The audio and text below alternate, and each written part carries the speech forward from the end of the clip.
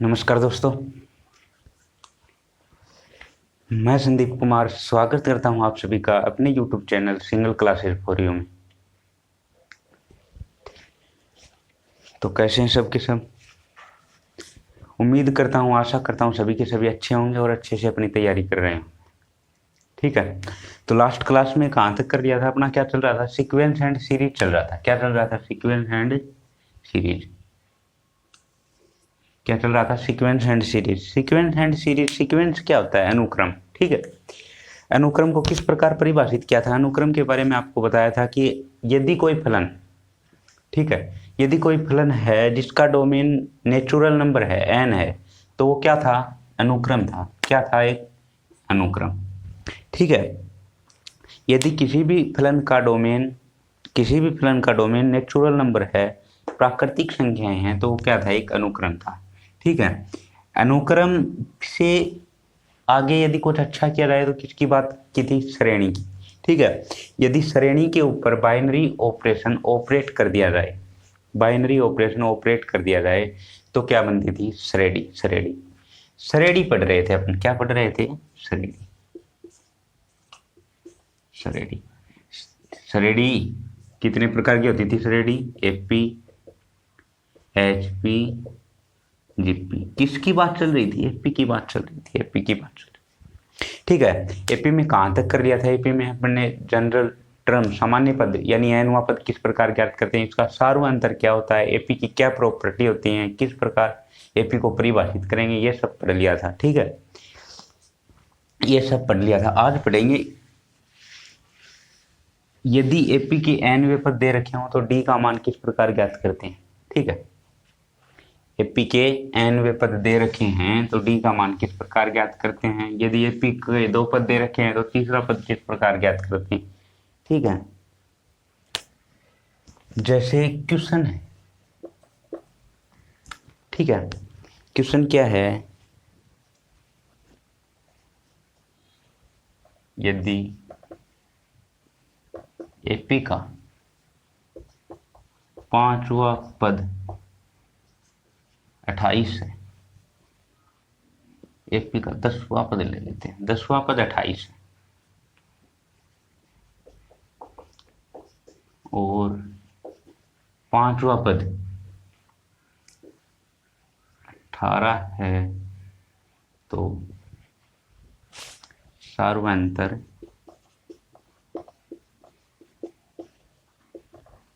क्या होगा? इस प्रकार के क्वेश्चन ज्यादा पूछे जाते हैं। क्या है? यदि एपी का 10वां पद 28 है, ठीक है, और पांचवा पद 18 है, तो सार्वअंतर क्या होगा? यानी डी की वैल्यू ज्ञात करनी है। डी की वैल्यू किस प्रकार ज्ञात करते हैं? एक तो तरीका आपके पास वही 11th वाला। क्या करते थे आप? जैसे 10वां पद दे रखा T10, T10 की वैल्यू क्या है? 28। T5 क्या है? 18। ठीक है, यानी इसको क्या लिखते हैं? ए प्लस 10वां पद है 9D, इसको क्या लिखते थे? ए प्लस 4D। समीकरण 1, समीकरण 2। अब समीकरण 1 और 2 से करते थे, समीकरण 1 माइनस समीकरण 2 करते थे, इस प्रकार करते थे। यानी A plus 9D equal to 28, A plus 4D equal to 18, minus कर देते थे, माइनस। ठीक है, यहाँ क्या? 5D, यहाँ 10, तो D की वैल्यू क्या आ जाती थी? 2। D की वैल्यू क्या आ जाती थी? 2। ठीक है, D की वैल्यू क्या आ गई? 2। लेकिन आपको इस प्रकार नहीं करना। ठीक है, आपको इस प्रकार करने बैठोगे ना तो 2-3 मिनट ले बैठोगे आप। ठीक है, इस प्रकार नहीं करना है। क्वेश्चन आ जाए यदि एपी का 10वां पद ये है, 5वां पद ये है, ठीक है, तो सीधा सीधा क्या है? एक फॉर्मूला याद रखना आपको, सीधा सीधा जो ट्रिक है वो याद रखनी है। यदि एम वा पद ए एम है, एन वा पद ए एन है, तो डी का मान, डी का मान किस प्रकार ज्ञात करेंगे? D equal to A M minus A N upon M minus N upon M minus N. आ गई बात समझ में? क्या करना है, डी की वैल्यू किस प्रकार ज्ञात करेंगे, a M minus A N upon M minus N, M minus n. देखो क्वेश्चन में क्या कह रहा है, एम हुआ पद ए एम है, एन हुआ पद ए एन है, एम हुआ पद 28, एन हुआ पद 18। ठीक है, तो डी का मान किस प्रकार ज्ञात करेंगे, ए एम की वैल्यू यहाँ पे क्या है 28 है, और ए एन की वैल्यू क्या है 18 है। ठीक है, एम की वैल्यू क्या है 10 है, एन की वैल्यू क्या है 5 है। मान रखेंगे ए एम का मान 28 minus A N 18 upon 10 minus 5, वही 10 अपॉन 5 इक्वल टू 2, डी की वैल्यू 2, डी की वैल्यू 2। आगे बात समझ में, यदि एम हुआ पद ए एम है, एन हुआ पद ए एन है, ठीक है, तो डी का मान किस प्रकार ज्ञात करेंगे, a M minus A N upon M minus n, a M minus A N upon M minus n. तो देखो क्वेश्चन किस प्रकार आता है, क्वेश्चन इस प्रकार आता है कि एपी का 10वां पद ये है, ठीक है, 10वां पद क्या है 28 है, 5वां पद क्या है 18 है, तो डी का मान क्या होगा, डी का मान क्या होगा, ए एम हुआ पद क्या है ये है, एन हुआ पद क्या है ये है, तो a M minus A N upon M minus N, m की वैल्यू जैसे 10वां पद है तो एम की वैल्यू 10, एन की वैल्यू 5। आगे बात समझ में, मान रखोगे आंसर आ जाएगा। ठीक है,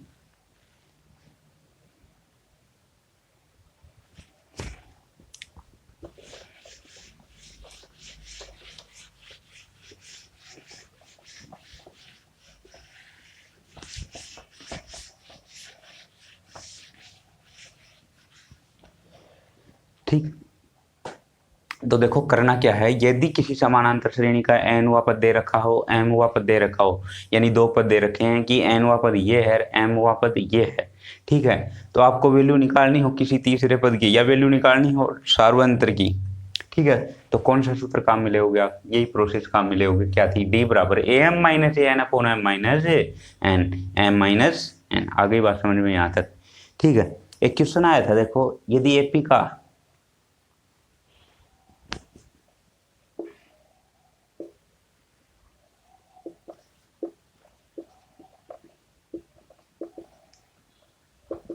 किसी एपी का T9 इक्वल टू 0 है, यानी 9वां पद क्या है 0 है, 9वां पद क्या है 0 है, तो T29 अपॉन T19 क्या होगा, तो T29 अपॉन T19 का मान होगा। क्वेश्चन क्या था, यदि किसी एपी का T9 इक्वल टू 0 यानी 9वां पद क्या है 0 है, तो T29 अपॉन T19 की वैल्यू क्या होगी, ऑप्शन क्या थे 3:2, 1:2,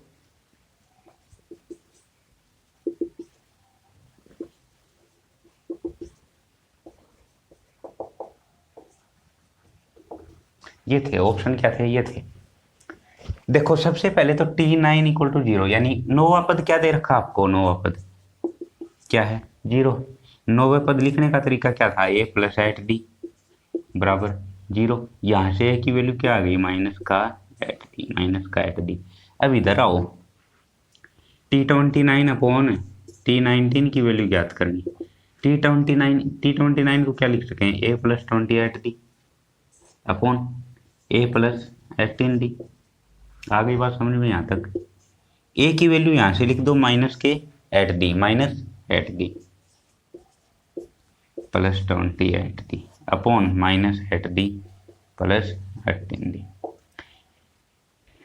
यहाँ 20d यहाँ 10d, ठीक है, यानी 2/1, 2:1। कौन सा ऑप्शन सही हो गया, option C, option C.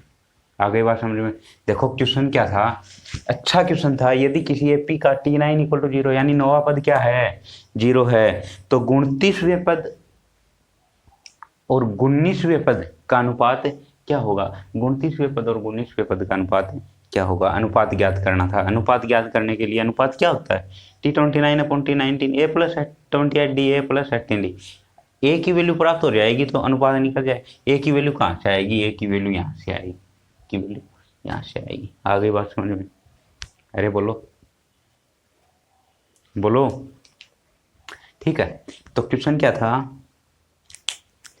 Question ये था, यदि किसी एपी का T9 इक्वल टू 0 है, यानी नौवा पद क्या है? 0 है, तो T29 अपॉन T19 का मान क्या होगा? ऑप्शन थे 3:2, 1:2, 2:1, 2:3। तो सर्वप्रथम T9 ये चीज दी है ना, इसको काम में ले हुए T9 इक्वल टू 0, इसका मतलब A plus eight d equal to 0। A की वैल्यू क्या आ गई? -8, -8। अब ए की वैल्यू -8 है, ठीक है। अब याद चलो, T29 upon T19 equal to A plus 28D upon A plus 18D। A की वैल्यू रख देते हैं -8D, 20D 18D। यहाँ 20D अपॉन 10D, इसका मतलब 2:1, यानी 2:1, 2:1, 2:1। आ गई बात समझ में? अरे बोलो।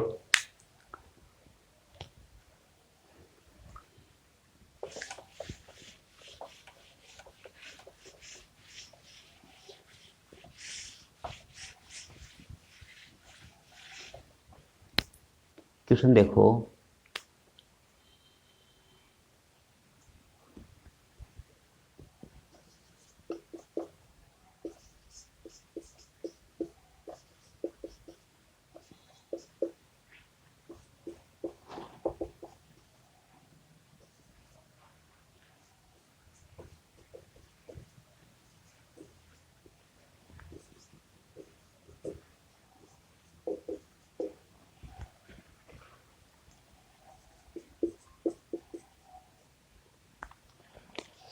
यदि किसी एपी का T5 13 है, यानी पांचवा पद क्या है? 13 है, ठीक है। पांचवा पद 13 है, 10वां पद क्या है? 23 है। 10वां पद क्या है? 23 है। डी का मान क्या होगा? ठीक है, तो देखो भाई साहब, अभी भी बताया आपको, पढ़े लिखे इंसान हो, करना क्या है? T5 तो क्या है? 13, यानी mवां पद क्या है? am, ठीक है। nवां पद क्या है? an। डी की वैल्यू ज्ञात करनी है। डी की वैल्यू ज्ञात करने के लिए शॉर्टकट बताया आपको अभी, am minus an upon m minus n, am minus an upon m minus n। D equal to am की वैल्यू 13, am की वैल्यू 13 माइनस an की वैल्यू 23, ठीक है। m की वैल्यू 5 माइनस n की वैल्यू 10, ठीक। प्लस माइनस से कोई फर्क नहीं पड़ता, क्योंकि ऊपर नीचे प्लस माइनस कट जाएंगे। फिर वो ये क्या आ गया? माइनस का 10, ये क्या आ गया? माइनस का 5। वही आंसर क्या आएगा? 2। आंसर क्या आएगा? 2। डी की वैल्यू क्या हो गई? 2। डी की वैल्यू 2, ठीक है। आ गई बात समझ में? यदि क्वेश्चन यहाँ तक पूछे ना, डी का मान पूछे, तो बहुत ही आसान है, डी की वैल्यू आसानी से ज्ञात कर सकते हैं। क्या था? एपी का पांचवा पद क्या है? 13 है, एंड 10वां पद क्या है? 23 है। डी की वैल्यू ज्ञात करेंगे। डी की वैल्यू ज्ञात करेंगे। डी की value am minus an upon m minus n, am minus an upon m minus n। 13 minus 23 बटा 5 माइनस 10, यानी -10 अपॉन -5 इक्वल टू 2। इसी क्वेश्चन को किस प्रकार पूछ सकता है? अगला यही क्वेश्चन है, किस प्रकार पूछेगा आपसे वो देखो। क्वेश्चन की अगर लैंग्वेज चेंज कर दे थोड़ी सी, तो किस प्रकार पूछा जा सकता है? यदि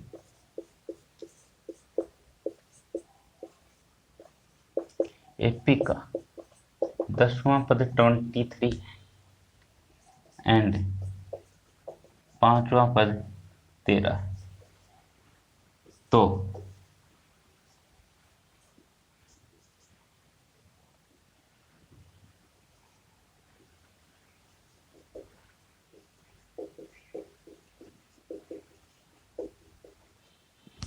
मान क्या होगा? कौन सा पद पूछ लिया? 25, 25वां पद पूछ लिया, यानी कौन सा पद पूछ लिया? 25वां, ठीक है। क्वेश्चन में क्या दे दिया आपको? 2 पद दे दिए, 10वां पद ये है, 5वां पद ये है। कौन सा पद पूछ लिया? 25वां पद पूछ लिया। डी की वैल्यू ज्ञात करने का फॉर्मूला था हमारे पास, ठीक है, लेकिन डी की वैल्यू निकाल के करेंगे। पद 25वां पूछा, तो देखो 25वां पद किस प्रकार ज्ञात करते हैं? मैंने a plus 24d, a plus 24d इसी प्रकार ज्ञात करते हैं। सबसे पहले तो डी की वैल्यू ज्ञात करेंगे, ठीक है, फिर ए की वैल्यू ज्ञात करेंगे, बन जाएगी बात 25 को पद आ जाएगा। देखो डी की वैल्यू क्या है, a M minus A N upon M minus n. D की वैल्यू क्या आ जाएगी, वही 23 minus 13/10 minus 5 equal to 2। D की वैल्यू 2। अब पांचवा पद क्या है, 13 है, तो ए प्लस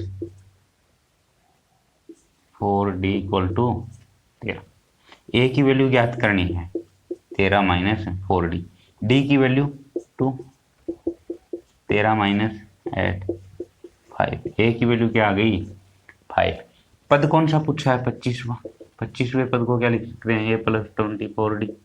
ए की वैल्यू 5 प्लस डी की वैल्यू 2, क्या आ गया 53। क्या आ गया 53। आ गई बात समझ में।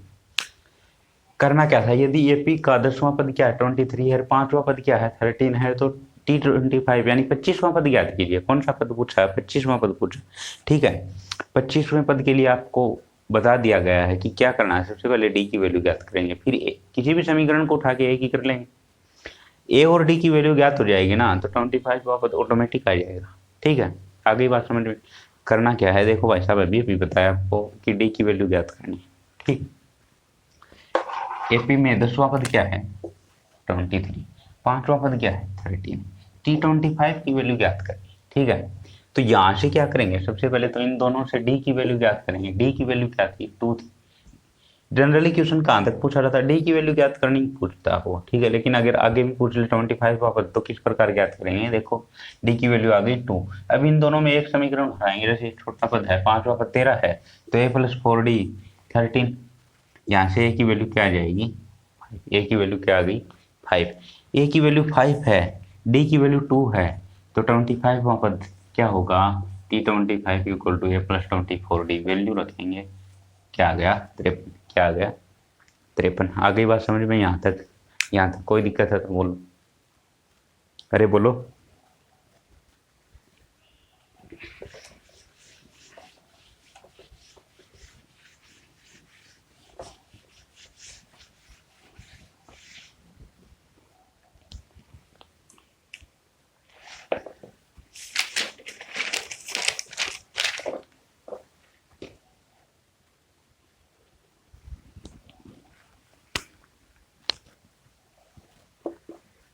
यदि एपी का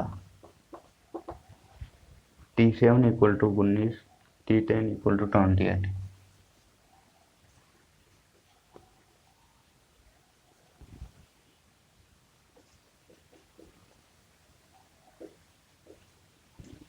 T19 होगा 35, 40, 45, 46।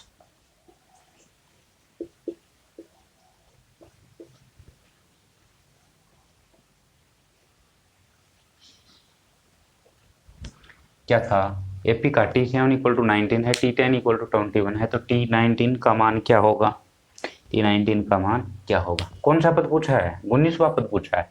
सबसे पहले तो 7वां पद ये है, 10वां पद ये है, तो डी की वैल्यू ज्ञात करेंगे।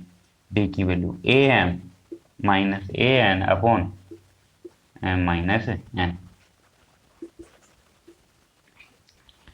ए एम की वैल्यू 21, ए एन की वैल्यू 19, 28 है, 28 है upon M minus n 10 minus 7। क्या हो गया ये 9 अपॉन 3। आ गई बात समझ में यहाँ तक। डी की वैल्यू क्या आ गई 3।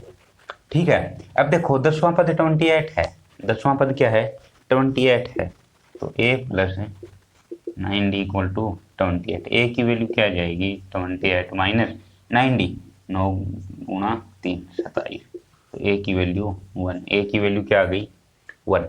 ए की वैल्यू 1 आ गई। पूछा क्या है 19वां पद T19 क्या होता था ए plus 18d, A plus 18d। A की वैल्यू 1, 18, डी की वैल्यू 3, 1 प्लस 18 दिया चलो, यानी पी प्लस।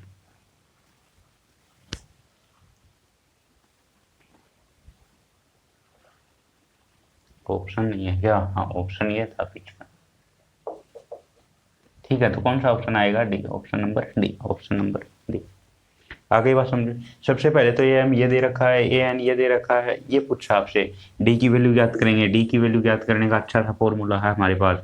डी की वैल्यू आ गई, किसी भी समीकरण में रखने पर ए की वैल्यू प्राप्त हो जाएगी। ए की वैल्यू प्राप्त होने के बाद में क्या हो जाएगा? कोई सा पद पूछे वही निकाल देंगे। आगे बात समझ में यहाँ तक? अरे बोलो।